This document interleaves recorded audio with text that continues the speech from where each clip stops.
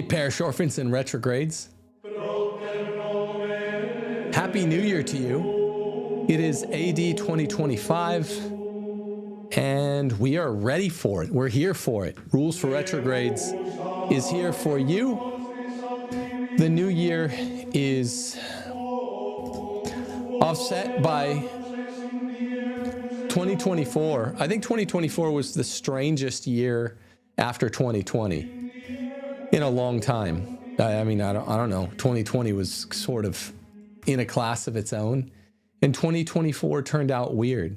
2025 is here, and let's be clear,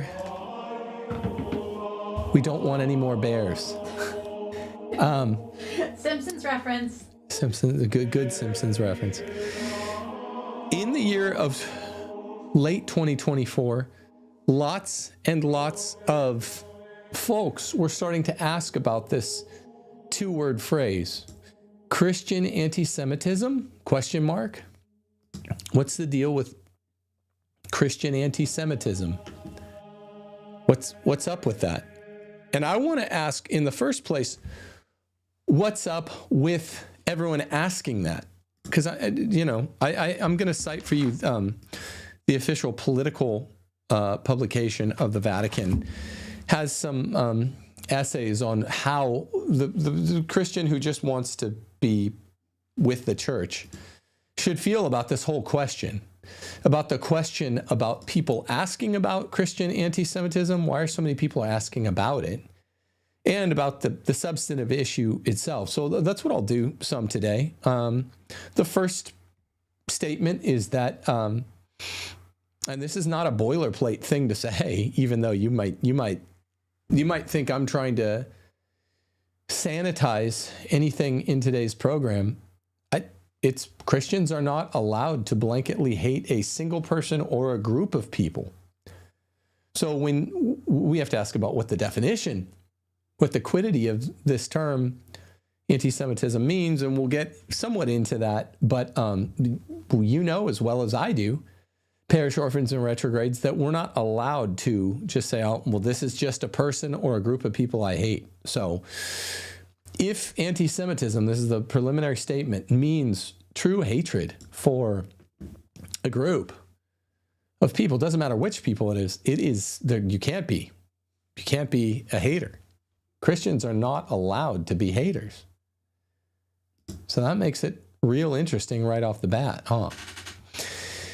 So it has to mean something else if anti-Semitism is actually extant, or of course it could mean, hatred, and that just means no Christians are anti-Semite, no real Christians are anti-Semites.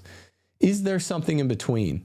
In late 2024, there was a podcast, Trent Horn went on Lila Rose's show, and I listened to most of it. I was up late sick.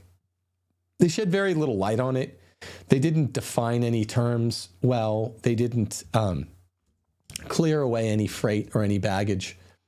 And so they just played on old tropes and said, well, it's really mean to be anti-Semitic. Well, okay. If you mean it's mean to be hateful, then I agree. And no true Christian is hateful in the first place. So I intend to clear away a little bit of the freight and the baggage, and we want to do a little more yeoman's work here today. And that's what I'm going to attempt to do, because it's been, if you're on Twitter, it's been a big topic. I'd say one of the main topics of 2024 that constituted a real change is people were just asking about this Christian anti-Semitism. So we'll tend to that. And as always here on Rules for Retrogrades, we try to do so with alacrity and specificity and just no biases. I mean, I know I sometimes make jokes and stuff, so people might be like, well, you're more about, but we actually do stuff with less biases than any other channel I know about. I just want to go work from first principles after defining terms. First off, as much as folks have a funny association with me or with my wife, Steph, and intersexuality, patriarchy, feminism, misogyny, whatever search term, cues up the whole ball of yarn. regarding the Christian patriarchy, we're the most unbiased source on it. We've recently published this book you might have heard of called Leave and Cleave. And it's about how to actually happily in a fun way, do Christian patriarchy in the home. Steph had already written Ask Your Husband. I had already written The Case for Patriarchy, which each established that what we're going to be defending on this channel is patriarchy, the Christian teaching. So we wrote this book together, Leave and Cleave, over last summer. And it was a lot of fun to co-write the book with Steph. But then we were like, why don't we teach a course on it? And we taught one course on it, live course, to about 150 live participants. We called that the One Flesh Marriage Workshop. It went amazingly, and people asked us popularly, will you reteach that in early 2025? And the answer was yes, because so much good followed from us being able to answer live questions, Q&As afterwards. So people can go enroll for slightly cheaper in the, you can watch the pre-recorded first session we gave, or you can enroll in this new session. It begins January the 8th, which is next Wednesday, a week from New Year's, I guess. And, we're going to go through the, 9 chapters of that book, Steph? Mm-hmm. Yeah. So nine chapters in 9 weeks. And it's a lot of fun. And people were reporting that their marriages were just skyrocketing in terms of efficiency and expressed love and problem solving within the first 3 weeks. Also, we offer intensive 2-on-2 marriage coaching, and you can get both of those. And that's not just for failing marriages. That's for, people that are A that want to go to A+. And we do both of those on timothyjgordon.com. If you're interested in enrolling in the One Flesh Marriage Workshop, timothyjgordon.com. If you want the 2-on-2 intensive marriage coaching, that's also on timothyjgordon.com. In the new year, patriarchy and intersexuality continue to be the hot topic. Well, one of the hot topics, but the one that this channel has most intently zeroed in on. And did I miss anything, Steph? They get a free book if they go to the live class. Yeah, you get a free signed book if you take the live class today. It's the last week to register for this class. We don't have to have 150 again live. That was really fun. But we'd like to have, close to 100. So go to timothyjgordon.com, get your free signed book, or it's free with the cost of the course. And you really just need one between the two of you and your spouse. And the main thing is, holy cow, we're actually zeroing in on things that work. 9 lessons that used to be considered common sense that are now basically censored. That's real. And in every chapter of the book, in every lesson of the class, we essentially enumerate and justify why we would claim that these are censored now. Well, they are. That's why. And we can substantiate that claim. Okay, so I was sick before Christmas, the week before Christmas, and had a bad headache. It would come on only at nights. Was up listening to podcasts and stuff, more long form ones than I normally get to. So I had content to make the Baron Knowles reaction video. And that was a fun reaction video to do. They had an interesting hour-long conversation. Well, Trent Horn and Lila Rose did this one on Christian anti-Semitism, and that also I figured maybe I'll respond to that.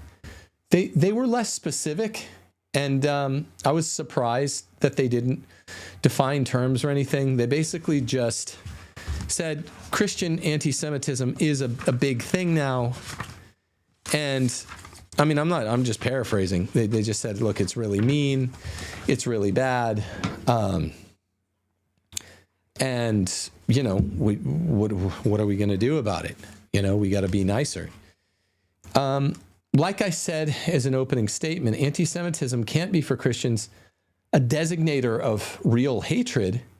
if we're talking about real Christians, because hatred is always outlawed at all times for all Christians, whether we're talking about for, one person or one group. And this is not boilerplate. This is real. I wanted to hear Trent and Lila respond to this. And there's lots of other people asking about Christian anti-Semitism too. It's not just them. But, if someone's a real Christian, they're saying, look, I want to talk about this question all about, anti-Semitism and Christians, and why has it been such a hot topic for 1,000 years, really 2,000 years? And I want to deal with the matter fairly. I feel like right away, people like Trent and Lila are going to accuse them just for trying to deal with the matter fairly. Well, why has this been such a big issue for Christians for 2,000 years? I feel like they're going to say they're mean. Okay, well, if we're talking about a real Christian, look, I'm many things, all right? But a true Catholic am I. And if I consult church teaching and I learn that I need to give my biggest enemy in the world, let's call him Bob. I need to give Bob my favorite possession. That's what I'm going to go do. Okay? And I mean that literally. Like, this channel has always been for bold yet faithful, for faithful yet bold Catholics. Meaning, we talk kind of tough on this channel. I guess I talk kind of tough on this channel sometimes. Sometimes I feel like it's justified. Sometimes maybe I look back and I'm like, I shouldn't have talked so tough or whatever. But I submit to you sincerely that, I mean everything I say here. If I were to find out, if I were to discover that I need to do something that's a personal challenge to me in order to live out the faith, I will do it as many times out of 10 as I can muster. So that's sincere. So hatred is simply not allowed to the Christian of your neighbor, your countryman, your a member of another religion, member of another race. We're not allowed to hate. But so for those like Trent and Lila, when they question why some Christians, I think what they mean by anti-Semitism is, why has there always been Christian talk about a state within a state? A kind of, when they're talking about Jewish people in diaspora, there's always been talk for centuries about, because of diaspora, there's always sort of a state within a state. And there's always an element of mysticism and mystery involving, the citizenship, the true camaraderie, whatever you want to call it, of diaspora Jews. So the Jews went into diaspora to dispersion, involving the Babylonian captivity period. 80% of them stayed in diaspora, meaning around the Mediterranean, after they were allowed. I think they're set free by like the king of Persia or something, after Babylon was taken over by Persia. And they say about 4 out of 5 of them stayed in diaspora and didn't really go back to their homeland. And so that tends to characterize, it's for the last over 2,000 years. They're kind of a people within a people in other nations. And I felt when I listened to Trent and Lila talking about it, I felt like they were sort of condemning anyone that's just like, well, what? I want to honestly investigate the question. And this is a question this is not one of the main pillars of this channel. It's not a question I've always purported to know lots about. It's not anything like that. It's not something that we talk a ton about. But in 2024, people started looking into it more. And I immediately, when I started listening to that Trent and Lila podcast, I was hoping for the best. And I just heard a really normie-like aversion to any kind of honest investigation into what is this whole question about? what is this whole question about? And that is the title, if you're interested in La Civiltà Cattolica, the official publication of the Vatican, published 3 essays in 1890 under Leo XIII.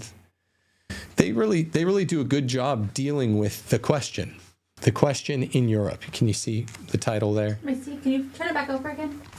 Yeah, there it is. So put it towards your face a little bit. There you go. That's better. So the question in Europe. And I'm just going to summarize the first essay for you guys and say, I'm honestly not sure why it's, well, I think I have some guesses, but I'm sort of perturbed that it's considered a bad thing to ask about on podcasts that say, let's demystify it. So this essay starts out, and it says, it's foolish if the question is said to arise from hatred toward the tribe. Because for the same reason I said, right? That Christians aren't allowed hatred. But it does deal, honestly, with sort of the medieval problem as it became the modern, not problem, but the question. The medieval question as it became the modern question. And it said, the Judaism of the centuries after Christ turned its back on the Mosaic law, right, which was the one true faith before Jesus. Actually, let me go back and read that part. The question of our time doesn't differ greatly from the ones which affected the Christian peoples of the Middle Ages. In a foolish way, it is said to arise from hatred toward the tribe. Mosaism, this is kind of like saying Mohammedanism, in itself couldn't become an object of hate for Christians, since until the coming of Christ, it was the only true religion, a prefiguration of and preparation for Christianity, which according to God's will was to be its successor. So that's on page 14 of this book, it's in the first essay. And the first thought is, well, some Christians have taken on this view of like dual covenant theology. And I guess they would start out, and I'm not saying I know Trent has this, but I think he's flirted with it. And I don't know definitively what his view is, but to say that Christianity is the successor of Judaism as the only true religion or something like that, I guess people that are really normie or really, really sensitive kind of means the same thing, in my view. Well, we'll take offense at that. Even to say that Christianity was the successor of Judaism as a successor, but the Christians shouldn't have any problem with that. But the Judaism of the centuries after Christ turned its back on the Mosaic law. This is what I was starting to read, replacing it with the Talmud, the very quintessence of that Pharisaism, which in so many ways has been shattered through its rejection by Christ, the Messiah and Redeemer. And so Talmud is the oral tradition which started in the Babylonian exile period and was later codified in both the Mishnah and the Gemara. The Mishnah is the writing, the text, and the Gemara is the annotation. So although Talmudism is an important element of Jewish question, it cannot be said, strictly speaking, to give that question a religious character. Because what the Christian nations despise in Talmudism is not so much its virtually non-existent theological element, I'll discuss this in a second, but rather its morals, which are at variance with the most elementary principles of natural ethics. Now, two things have to be said here. That again, well, I'm not talking about hate. I don't hate any man. I mean, my worst enemy is someone I would say I don't hate. Let's call my worst enemy Bob, which is a non-Semitic name. So I'm not trying to be funny here. I'm saying literally any of you who have crossed me online or tried to make fun of me or I've made fun of back, I'm not allowed to hate you. So I'm saying Bob, an Anglo name, right? We're not allowed to hate each other if we're Christians, me and you, Bob. But what I think normies who are extra sensitive for some reason to this question, let's just call it the Q, the question at hand, they don't like, in the first place, even the Christian presupposition, or they're not comfortable with it. I'm not sure where they come out on it. That Christianity is the successor, as the one true faith, of the previous one true faith, which was Mosaism, the religion of Moses, which was original Judaism. But during that Babylonian exile period, there's a Talmudic tradition which came to replace, the way Christian scholars have it, Mosaism. And this was, let's say, in the 500 years that it started, accelerating with Pharisaism before Jesus' time. Now, I've dealt with this as why Jesus, this is really why Jesus hated Pharisaism, because it's Talmudism. And it wasn't the true form of Mosaism. There's lots of places you can go. This little short book is one of them that will substantiate this. But I think this even might be offensive to like turbo normies, to just say this. And it's like, well, I mean, this is just basic teaching by Jesus. But there's two elements here that I wanted to address. One is that Talmudism is not the only important element in the question, because it can't be said to give that question a strictly speaking religious character. The basic idea is that after Jesus, who was the end of Mosaism and the beginning of the next one true faith, Christianity, after that passage of the torch, there isn't a true religious character anymore to what once might have been called Mosaism. Now you call it Talmudism. So it's not really even a religion anymore. Okay, Jesus died around 33 AD. Around 70 AD, the second time the temple fell, in between 67 and 70 AD, that's kind of the end, according to Mosaism, of the religion. And it makes sense. It's like 30 years after Jesus, we Christians are positive, ended the religion by being its culmination. You see what I'm saying? So I guess just, I'll reread it.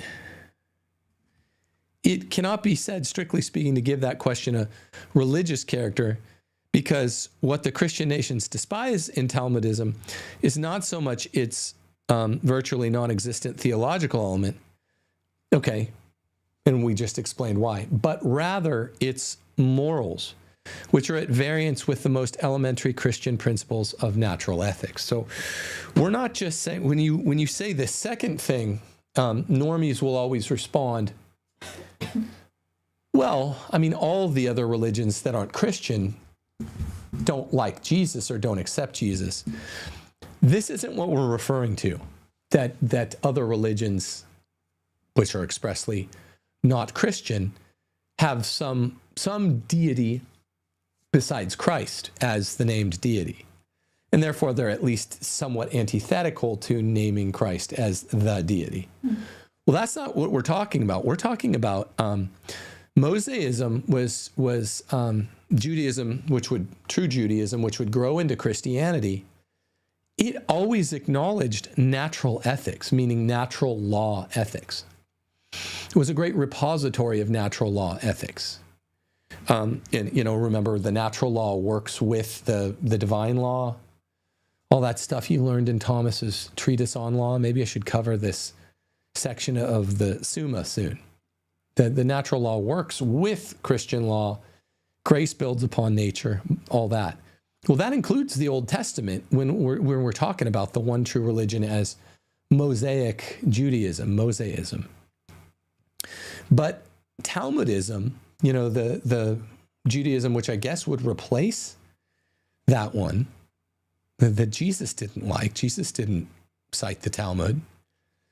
That is in many places at variance with not just the idea that Jesus was a deity, but even with the natural law. The way we always say, look, contraception violates the natural law. You don't have to be a Christian to believe this. You just have to be an advocate of the natural law. Aristotle would have agreed with us. Just a study of teloi and ergons. Oh, okay. So that's something. And I guess in the first place, turbo normies that are offended, that don't necessarily strive to even define the question, but just want to come out politically correct on the question, they seem to just not address these two things. One, that Talmudism is not really a religion in the sense that Mosaism was. In the sense of, I mean, I guess there are practitioners, but Talmudism, according to Mosaism, it was sort of supposed to end with the second temple falling. And there's not really a good answer for this. And then the second part of it is, so it's not really strictly a religion, but there's a kind of religious adherence. No. And then number two, Mosaism was a natural law religion, is the one true faith of its time. And Talmudism violates the natural law in many ways. I mean, this is just the Catholic teaching on it. So, at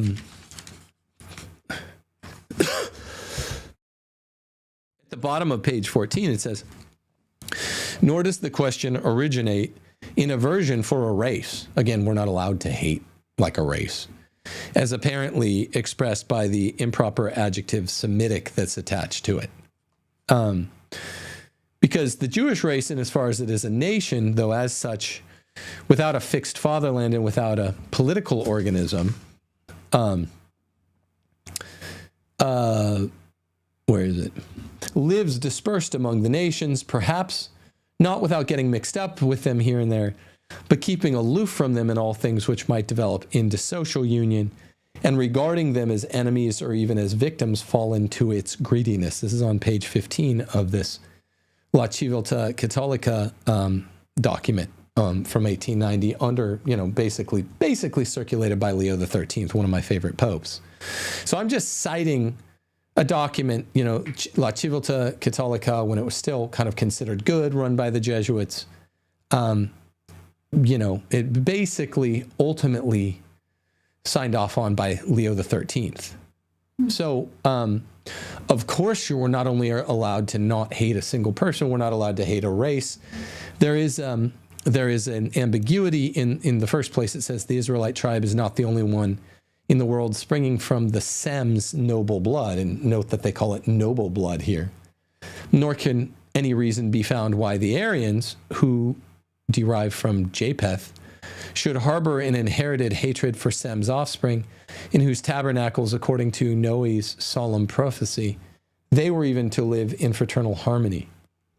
So Semitic doesn't really cut mustard. It doesn't mean anything specific to the Jewish people or anything like that. But they do start here on page 15 to explain why, okay, there is a kind of state within a state. When diaspora tribe organizes itself in Europe, in medieval Europe, even in modern Europe, in postmodern Europe, there is a kind of state within a state concept that comes from the Talmud. This is really important. I'll reread it. Moreover, the Jewish race, and as far as it is a nation, though as such without a fixed fatherland and without a political organism, lives dispersed among the nations, perhaps not without getting mixed with them here and there, but keeping aloof from them in all things which might develop into social union, and regarding them as enemies or even as victims fall into its greediness. Now, this comes directly out of the Talmud. Thus, it is that the great Israelite family dispersed among the peoples of the world forms a foreign nation within the nations in which it resides, and the sworn enemy of their prosperity, since the cardinal point of Talmudism is the oppression and spoliation of the very peoples who extend hospitality to its disciples. Then they cite St. Paul. I won't even cite St. Paul here saying this, but the reference is to 1 Thessalonians chapter 2, verse 18. I won't even cite him.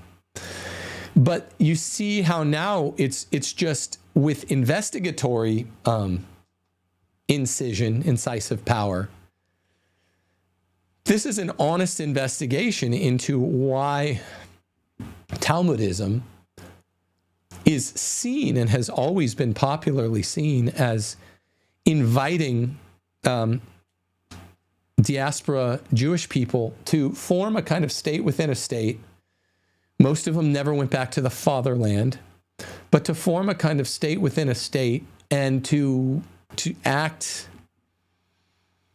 upon the harboring nation and the citizens of the harboring nation almost as enemies. I mean, this is either a Talmudic teaching or it's not.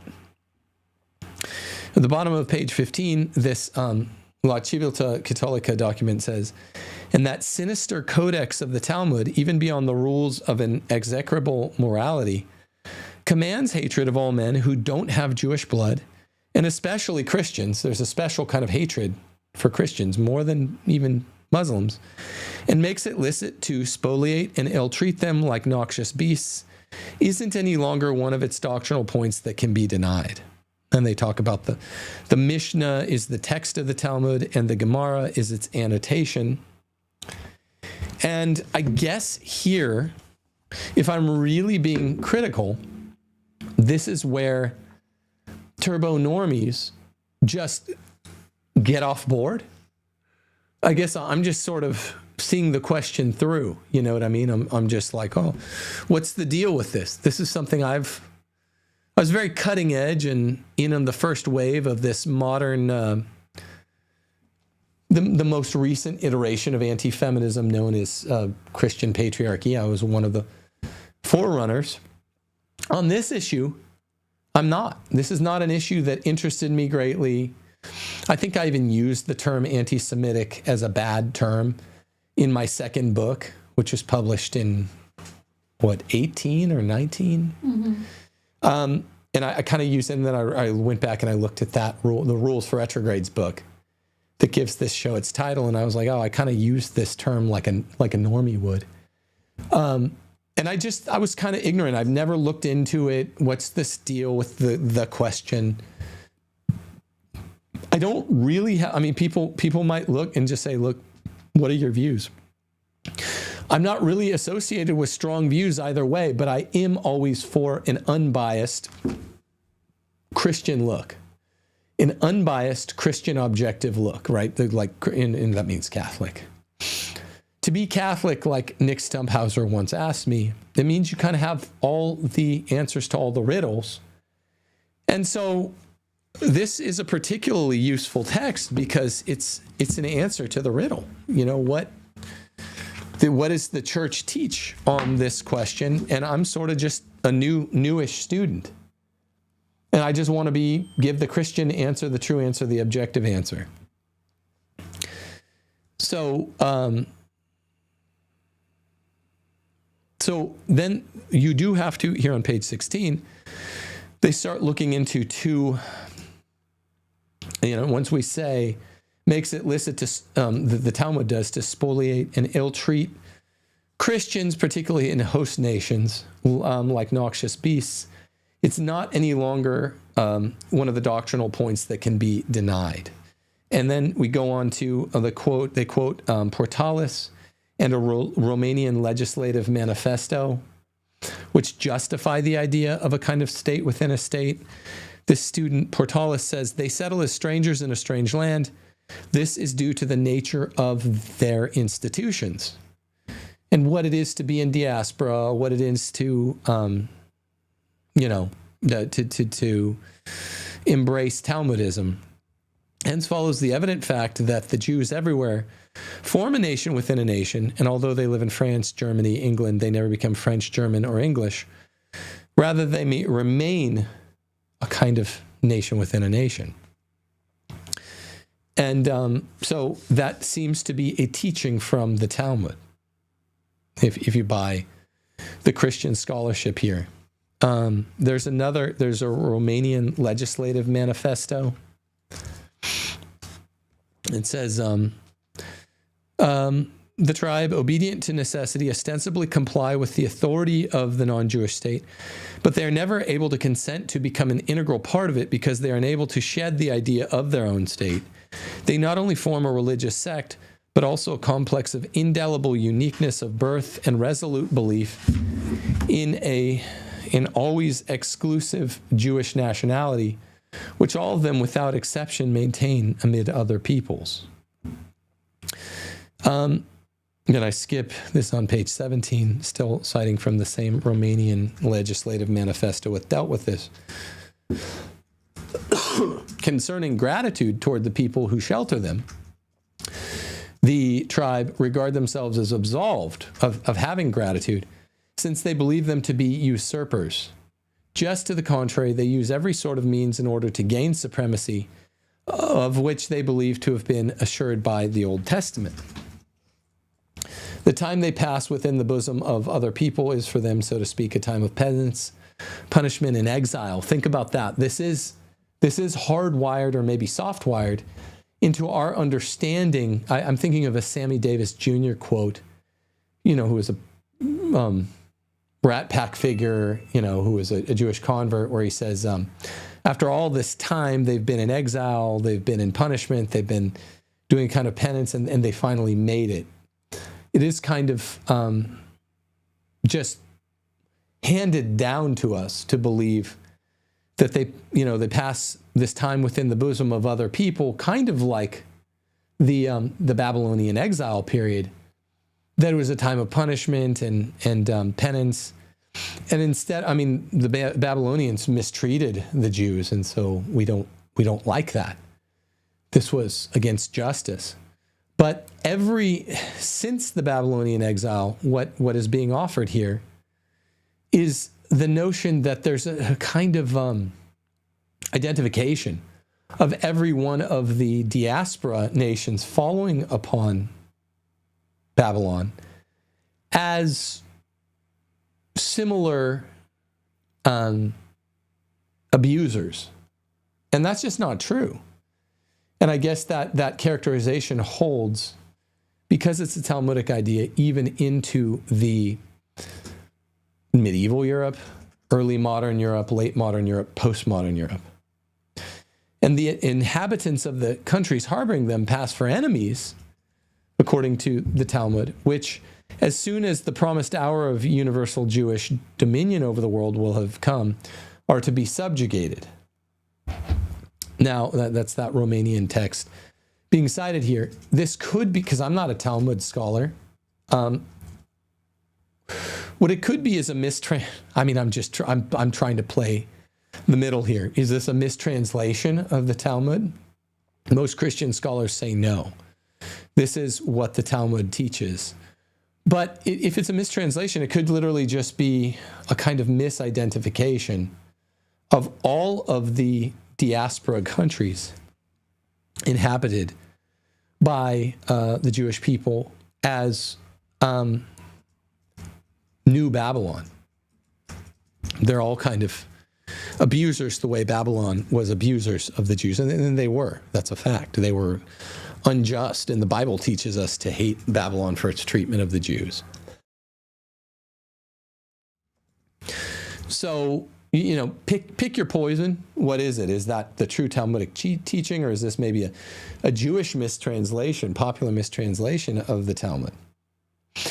The corollary of this situation is that the Jew nowhere has his fatherland, the land of his fathers, and therefore that corollary is the patriotism of which he permanently boasts, and for whose apostle he passes himself off, but only in order to reach his goal of ruining and devouring the nations which have accorded him the right of citizenship. Now, this is a theory, right?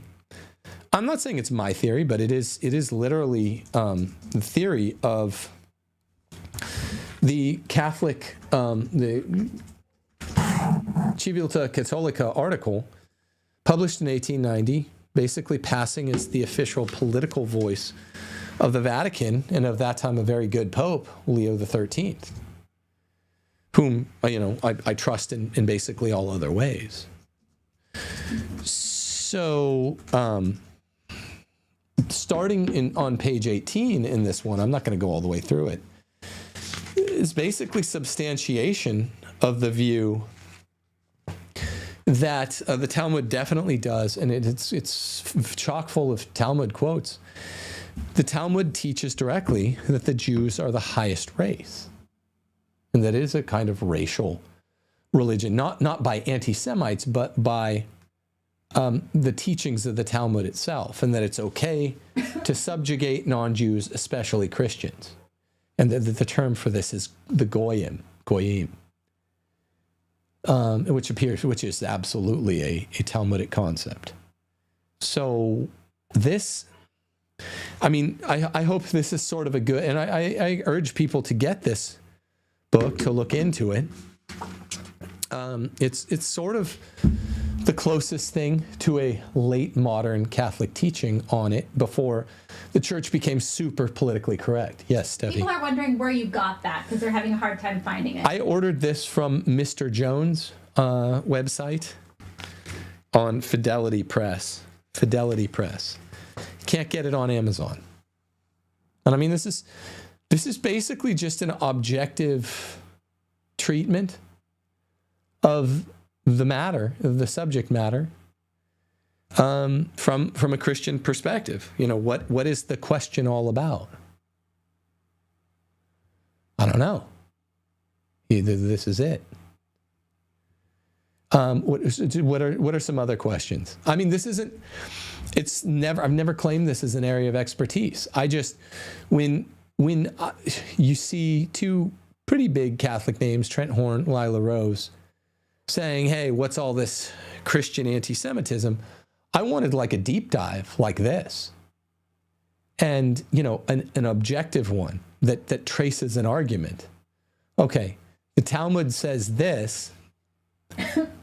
Is it fair to assume that people who claim to be Talmudites, followers of the Talmud, are following it? I mean, is it I guess I would ask turbo normies or Trent or Lila, is it fair to cite a document and say, well, what does this mean? What is all this goyim business? Goyim. You know, what is all this state within a state business about? That it's okay to spoliate the citizens of nations that we have also inhabited. We're mainly talking about the European nations here. What is that? I mean, is that anti-Semitic to ask what does this mean in the Talmud? In other words, let me go a little bit more, 40,000 foot view. Can it be hateful to be objective? That's really what I'm asking here. Is if I look at a religious text, the Old Testament, the source of Mosaism, which Jesus was a practitioner of Mosaism, not Talmudism, to borrow the dichotomy of this first essay. Is it fine to say, well, for Christians, we see Mosaism was the one true religion until it was perfected and completed by Jesus, and now when their theology gets replaced? Is that fine for a Christian to believe? That's fundamental. Is it fine then to say, okay, this second false form of Mosaism, known as Talmudism, which came out of the oral traditions during the Babylonian exile, in which time a lot of false Druidic practices intermixed that came from this bad place, Babylon. A lot of bad practices got mixed up in the true practices of Mosaism and became Talmudism. That's basically what the Talmud is. And it's expressed as both the Mishnah and the citations of the Mishnah. Is it fine, the Gemara, is it fine to say, hey, what's the deal with this? I want to look into this. Or is that, because it sounded throughout the entire interview between Lila and Trent as if this was what they were talking about. Well, it's hateful to even look into this question. And that is unscholarly, it's untrue, and it's unacceptable for a Christian to posit this. I mean, Christianity is the one logos religion. It began in the Old Testament with Mosaism, And our Savior is the Logos man himself. Jesus is the Word incarnate. Jesus is the truth. You'll probably be familiar with that. And this is a kind of sweeping permission to always, for the Christian to always look into the truth. The truth will always set you free. Kierkegaard said, first it will make you miserable, but it will always set you free. I mean, do we really believe this? That's all I want to know. Can it ever be hateful to, in a true spirit of investigation, just get to the bottom of what's been going on with a relatively important question for Europe, for at least the second Christian millennium? I'm posing that question non-rhetorically. I mean, in actuality, if someone shows this to Trent or Lila, is it wrong to do what I've done here and just be like, look, let's go to the Talmud and let's say there's a prescription for Talmudic practitioners. They're supposed to do X, which is something like have a patriotism to a nation that is like a nation of old that they don't live in. And so they have a patriotism to another nation while they are members of, what did they say, England, Germany, France? So it's a kind of counter-patriotism, state within a state. And now let's see, is this observable within history? So we have a prescription for the practitioners. And then according to all the Christian histories, even beginning with Suetonius, there is this ever-present Talmudic concept of state within a state that is clinically, what do doctors call it? Like it's a clinically observable symptom. In particularly medieval Europe, early modern Europe, postmodern Europe, it's clinically observable.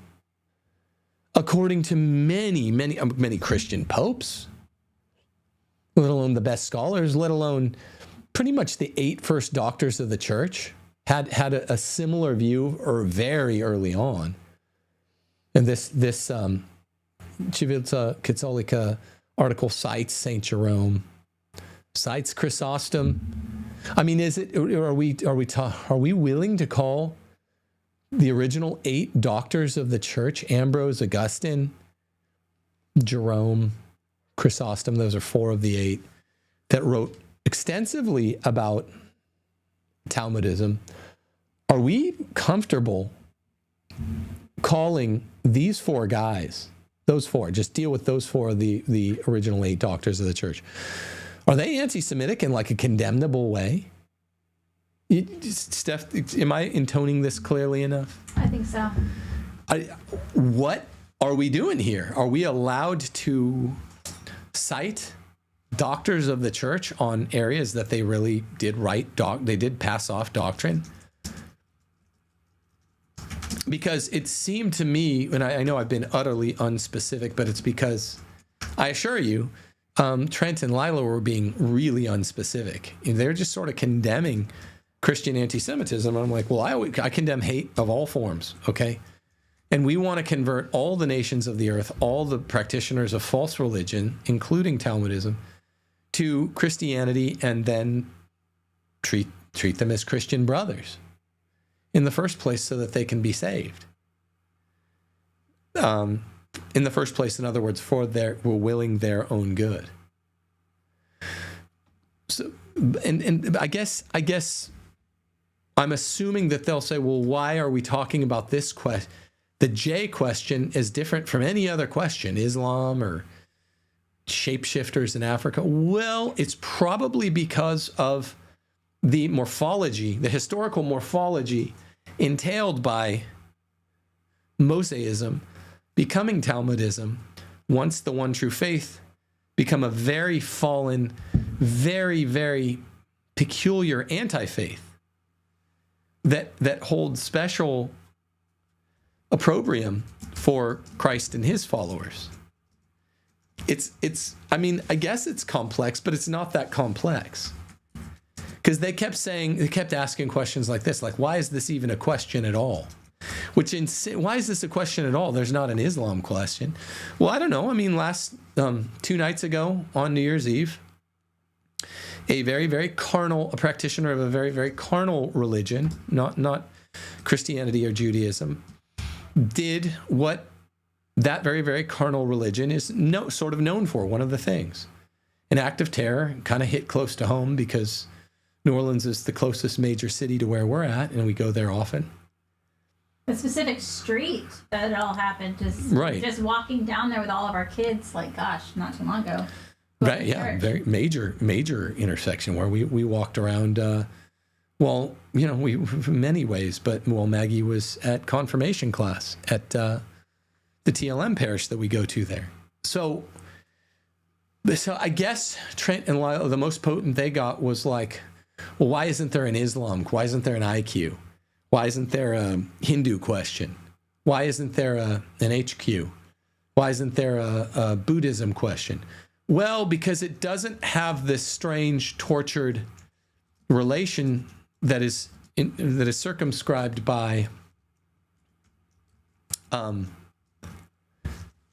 Mosaism becoming Talmudism. And if you want to know more about it, just go. I would look into what the church has taught. You know, you've heard about the pre-1955 Holy Week. That doesn't really teach much. The use of the word perfidious and all that. I mean, perfidious means it does insinuate what is insinuated by, like, this isn't really a theological question because it's after Mosaism become Talmudism. It's not really a religion or a theology anymore. There's a kind of religious adherence, but it is almost strictly a handbook for state within a state to be practiced as religious adherence, but not really with any theological implications. That's what perfidious means. It doesn't just mean, you know, bad faith or something. It means basically without having a faith. So there's a real consonance or consistency, a kind of unity to what the church taught for a long time. Until Vatican II, when everything, you know, just Vatican II, basically you get all the, right after Vatican II, you get communion in the hand, you get destruction of altars, you get basically punishment of seminarians who want to revere the Eucharist as the real, true presence of Christ. You get, not punishment because they can't do it, but sort of condemnation of lay people that do the same, a kind of inversion of teaching. Now, it's not official inversion of teaching, but you get all of the female doctors of the church, even though it had been taught for, 1900 years, there can't be female teachers. I mean, that's scripture. They all happened after 1970. They were all 1970 and thereafter. Mm-hmm. So you get the spirit of Vatican II, where you get all the feminism. Parishes should and basically should be and are run by women exclusively. You get an inversion of basic modes of worship, to be respectful and reverent is obviously good, to revere God. And now it was for, 1960 years and 70 years. And now it's basically condemned. Literally, seminarians get kicked out of the seminary for regarding the Eucharist as the true presence. So something's going on with reversals. And then at Vatican II, we got a very close to an about face in the document that dealt with Judaism. In the document at Vatican II, which dealt with Judaism, you get very close to an about face, making it really hard to square. I mean, in fact, this is one of the main reasons I stopped compiling the Defenses of the Vatican II Documents book. They're basically all the documents square with recto ratio, as long as you use textualism instead of intentionalism, two competing forms of originalism. But one of the I would say probably the very, very most difficult document to square with its own verbiage is the document that dealt with Judaism, Nostra Aetate. That's the one that's hardest to square with itself. Dei Verbum, I think a pretty darn good document. Lumen Gentium, you have some squishy stuff that they knew they were going to misinterpret later, and it would be easy to because it was weaponized ambiguity. We don't use that term anymore. Sacrosanctum Concilium, weaponized ambiguity so they could later basically invert the new mass into something that would be anti-reverence. Gaudium et Spes, there's a lot of squishy stuff. Dignitatis Humanae, people get worked up about a lot. It's, I don't think, as bad as people think, but there's some squishy stuff. But the point is, Nostra Aetate is really the one that, on its face, you struggle to be like, well, how does this square with what we as Catholics believed about replacement theology? Now all of a sudden it's like dual. I mean, it doesn't come directly from there, but now you get a real vindication of dual covenant theology. It's really bad, and I don't know what to say about it. I don't have an answer here. What to say about Nostra Aetate? If you go and read it, it's a challenge. It's a challenge if you know any of this stuff involved by this question.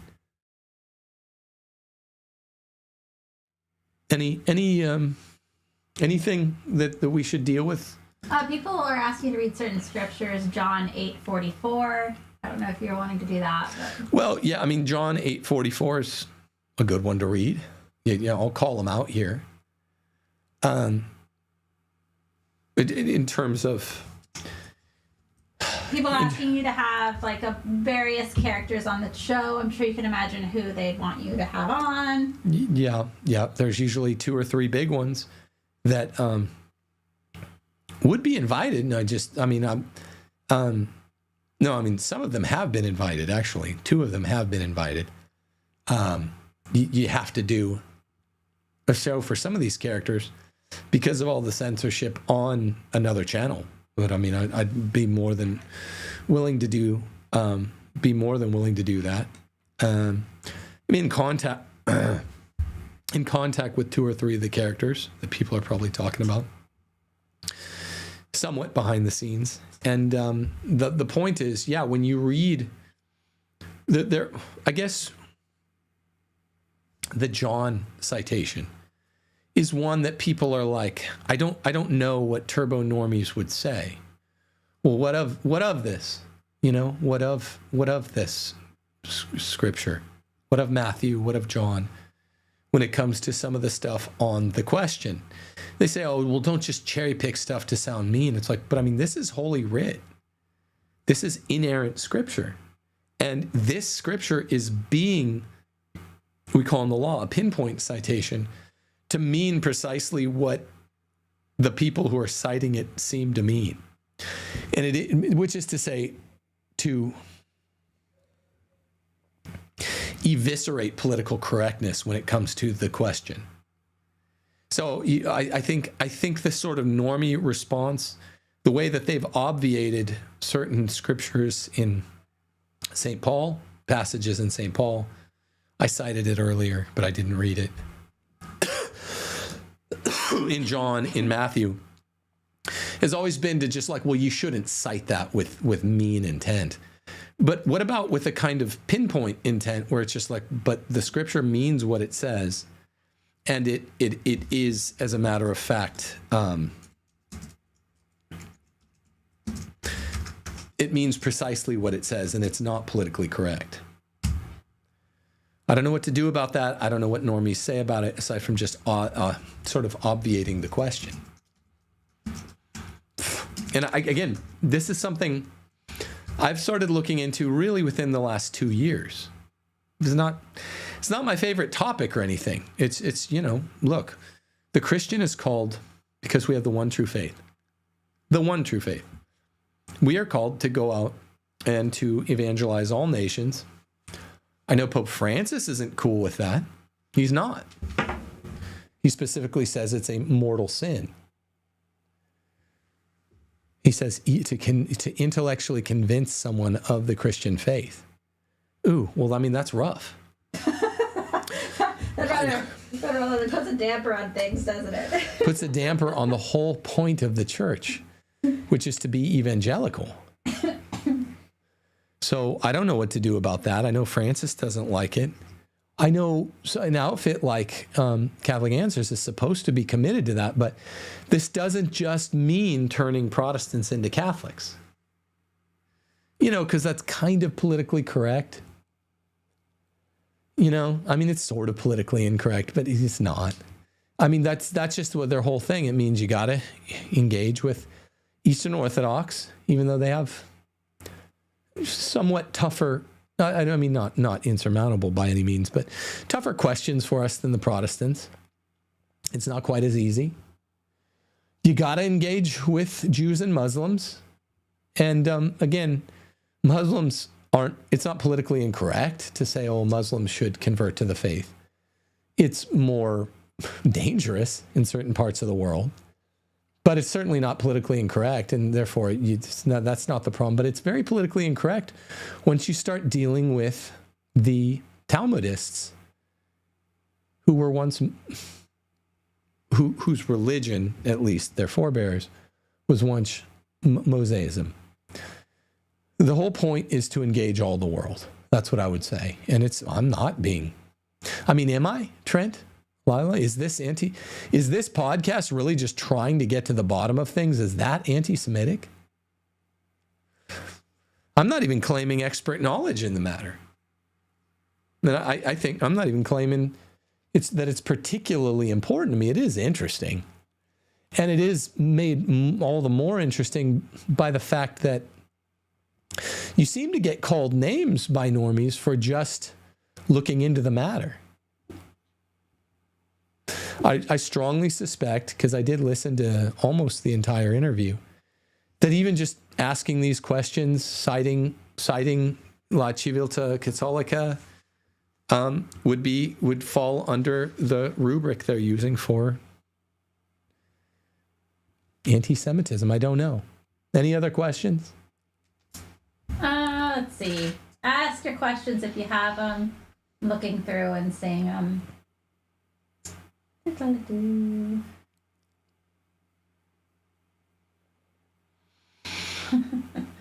Just a lot of funny business happening in chat. What funny business is happening? As you could probably imagine. Oh my gosh! Yeah, probably just.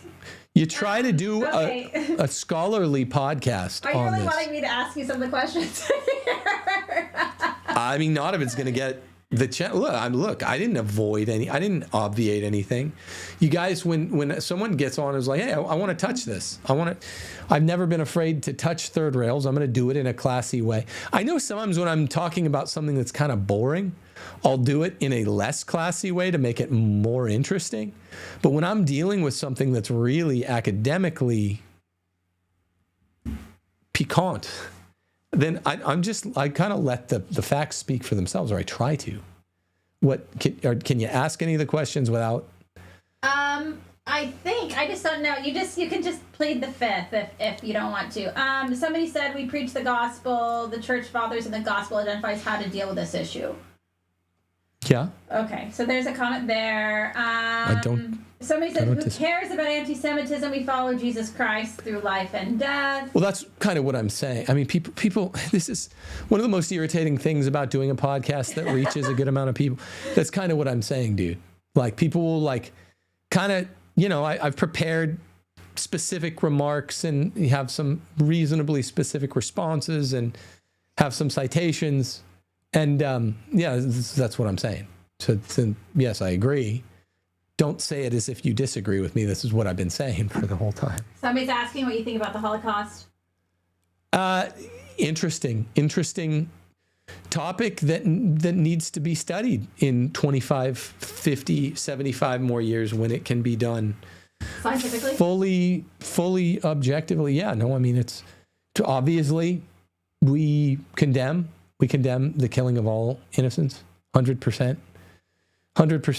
frown on it, hate it. Christians aren't allowed to cheer it on. They're in terms of whether or not even a corpuscle of revisionism, going all the way from the floors to the rafters, going all the way to the alleged lots of revisionism has crept into the studies. I studied as an undergrad under Shoshana Oshvat, who led the Holocaust studies at the University of Texas system, specifically at UT Dallas. And, had the great honor of studying Dostoevsky under her, even in some graduate coursework as an undergrad. That was a lot of fun. But she also ran the Holocaust studies. Look, it needs to be done in a fully clinical way so that all people can be satisfied of the 100% veracity of all of it. And I don't have a strong opinion one way or the other, though you probably suspect I am not one of those. I'm not a turbo normie on anything. I'm not with the normies that would say, to even ask for proof of purchase is somehow hateful. We hate the killing of all innocents, look down on it, including that. But to ask for proof of purchase is best practices. It's not somehow hateful. I'll say this. When I lived in Germany, it was wild. I'll just leave it at that. It was wild, the rhetoric that even Germans were teaching us in school. And a lot of that I've learned since isn't correct. So, in the sense of it being illegal criminally to say certain things, they don't get it. I lived in Germany for a few years, and the topic was brought up quite a bit. And even then, it's like going to the Colosseum in Rome and them telling you that there weren't any Christian martyrs killed in the Colosseum. But imagine it for how politically correct it would be handled within the German ranks. Yeah, but for them that would involve ownership. I mean, we're trying to be reasonably careful here, but they go from the most politically incorrect people in modern history to the most politically correct on it. Exactly. That's what it was. The swing was so wildly in the the ADL would be very proud of how they're handling everything over there. Yeah, Steph went to school in Germany for a time. So super chat question from King Patriarch. Besides Talmudism, how much do you think the ADL and other secularists and governments play a role in this label and stop evangelization? Significantly. And that's what I've looked into the most over the last, I'd say, 2 years. It's never been my huge issue. Other people are obsessed with it and know a lot more. That is beyond dispute. That there is a propaganda machine that has shut down evangelization and has even really reified a kind of Christian dual covenant theology. That's beyond dispute, and that it's a big part of political correctness in the way that the media operates. So that you can't really say that that's just made up. Right.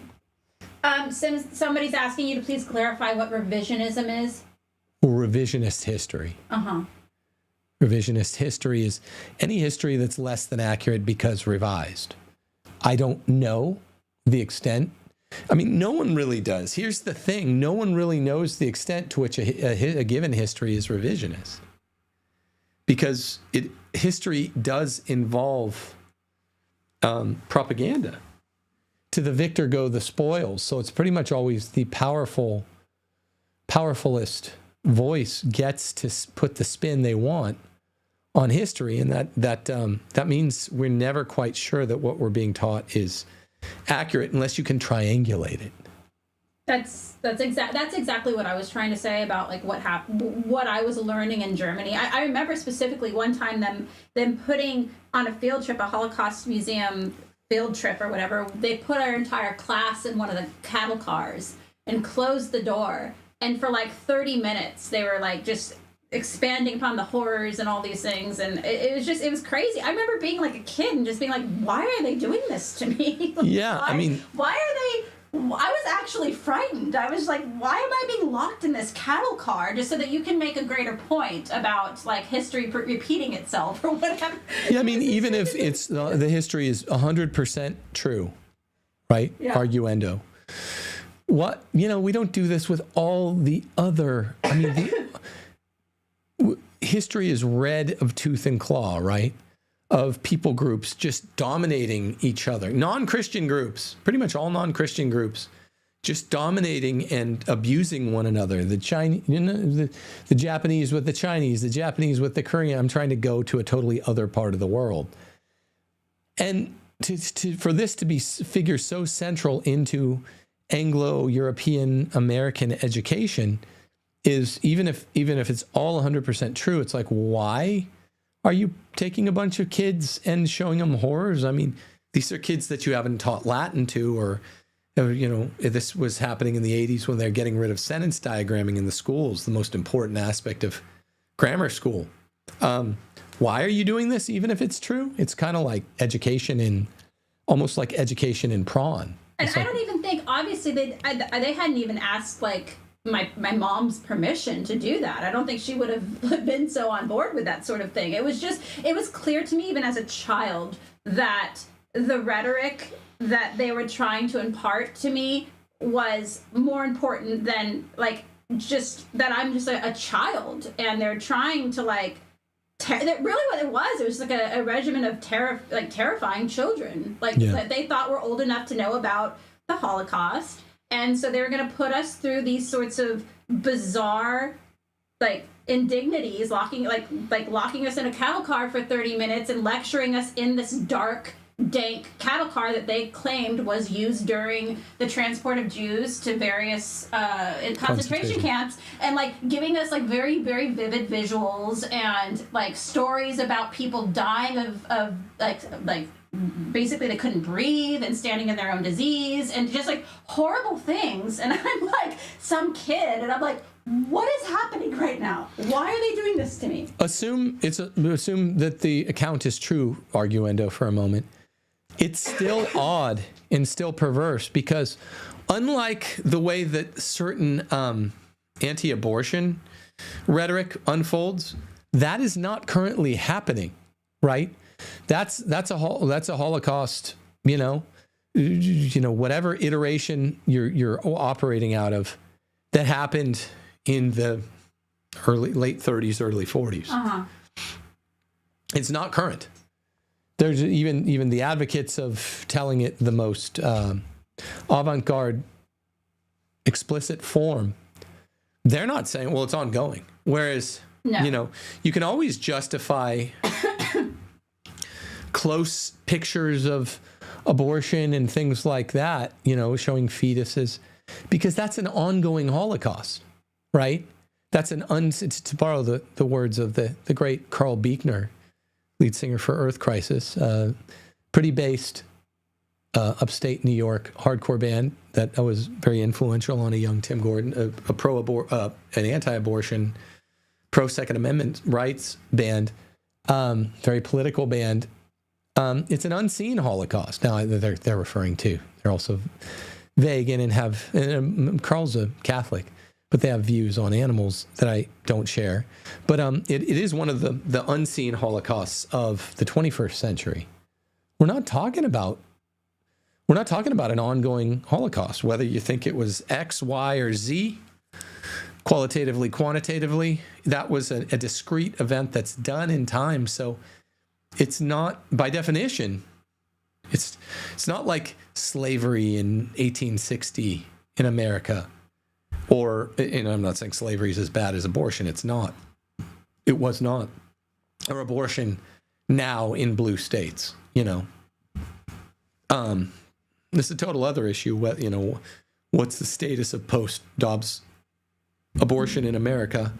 I need to do a show on that at some point soon. But the point is, you can't really justify being that explicit the same way you can if you're an anti-abortion person. Any other questions? Let me look.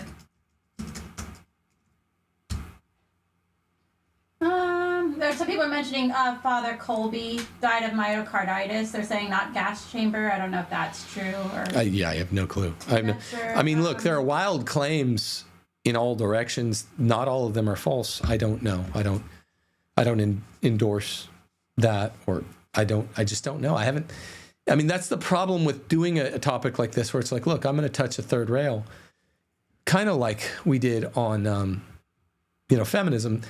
But I learned a lot about feminism and the true Christian teaching on it before I kind of went out. This isn't like a major pillar of the channel. So when you do this and it's just like, look, I've looked into it some, and it became a very hot topic that got able to be discussed, whereas it had been sort of suppressed for all my life. In the last year or so, why not do a show on it? Well, okay, then you get all kinds of, and I'm not saying that I know that's wrong.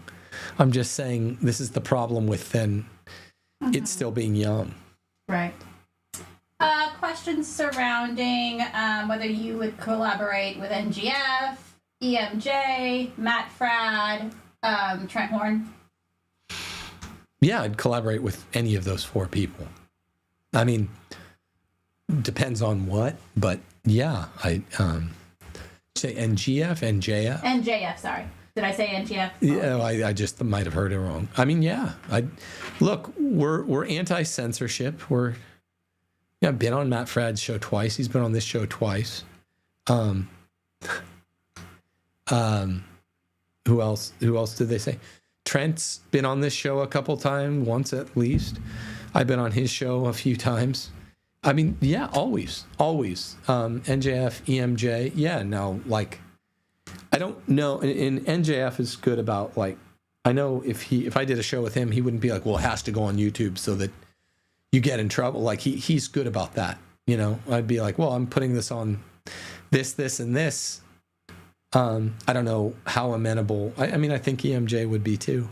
I don't think there's anybody somebody could mention that we wouldn't have on. We'd probably have them on Rumble just so we can keep going, but I can't imagine really anybody that, like, the people would want to see, like, particularly like a male who's saying something interesting that you wouldn't have on. Like, obviously we tend to draw the line with the smut programming, like all of the, like, ex-prostitutes, all that stuff, like, that is. They just don't have anything interesting to say. Yeah, they have nothing interesting to say. So, but and it's stupid to have them on. Right. I can't imagine any, like, Christian man who's saying anything, like, interesting, like, that we wouldn't have on.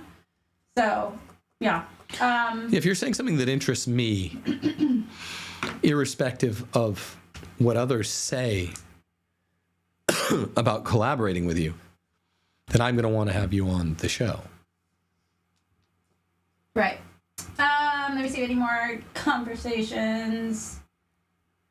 Oh, people mentioning Earth Crisis. Some Earth Crisis fans in chat. Yeah. SXE. Yeah, I mean, I barely drink anymore. But I was very, very SXE. Straight edge in high school. And I've mentioned I got into lots of scrums and played hardcore music and got in lots of late night scraps, that is associated with hardcore music and stuff like that. And bands like Earth Crisis, NY, SXE, Snapcase, even older groups like Madball, and that stuff was all very, very influential on me. Gave me this kind of not Protestant, but protesting spirit, or at least appealed to me greatly. But yeah, Carl Buechner. I mean, I think those guys are still going. Are they really? I think Earth Crisis. Yeah, I mean, Carl's a Catholic. I remember. So he was a grown man, living out the straight edge lifestyle. And I remember a little fanzine, hardcore fanzine, asked him, "Hey, you're Catholic. Do you take the wine at Mass?" And the New York hardcore scene is very anti-religious, very anti-Christianity. And it was based. He's like, "Of course I do, because that's not wine." I mean, that was just awesome. Are they even still around? They came back around. I don't know what's considered present, but yeah, they had Salvation of the Innocents. Yeah, I mean, they just very, very cool guys. And, you know, we actually opened for them once in Dallas. Remember that? Were you there at that when my band opened for them? Yeah, I used to love that stuff too. Yeah. Believe it or not. Love that stuff myself. Long time ago. I guess it wasn't so long. Yeah, but I love those guys that play music and actually stand for something. Somebody said Snapcase Progression Through Unlearning is a great album. Amazing. Yep. Progression Through Unlearning is an amazing full-length album. You can listen to every song on there. You know, Earth Crisis was really my favorite. Destroy the Machines was, when I heard that, sophomore year of high school. Just kind of metallic hardcore. It was an eye-opener for me. There's another band called Candiria we once opened for. Amazing Brooklyn, like fusion hardcore. You got really into Haste stuff. Yeah, it's just the Deftones, but that's a little bit different. Yeah, Deftones is different, but one of my all-time favorites. Yeah, we really were deep into the aggressive rock scene. Me and Steph and all of our friends at the time. It was I think it was a pretty cool way to spend one's youth. Out late at like rock clubs, you know, playing all over Texas, playing all over the Southwest, and never smoked a cig, never got into the drugs. Because it was the straight edge crowd, so specifically against like the drugs and drinking and all that. Yeah. So pretty interesting crowd to be into that sort of music. And yeah, not like your freaks. There are a lot of kind of strong guys in the Air Force that are Earth Crisis. Yeah, really, you know, I have a lot of tales from youth to tell about that. It's a legitimately interesting crowd. Anyway, so that's the question. And hopefully I was a lot more objective and fair about it than Trent and Lila. That was a real... I mean, I would say it was kind of annoying, but it was more just a disappointment. It's like, oh, wow, you didn't really say anything other than, you know, don't be hateful. Sure, I agree with that. But they're characterizing a bunch of stuff as politically incorrect and over the limit that I just don't think is rightly said to be over the limit. Anyway, God bless you all. Happy New Year. If you like this, subscribe. Definitely subscribe if you're not subscribed. Every single person who watches this video, subscribe. We need the subscribership. You see why it's a boutique kind of middle-sized audience, probably after watching this particular episode. We do what we do because no one else does it. God bless you all, and Deus Vult.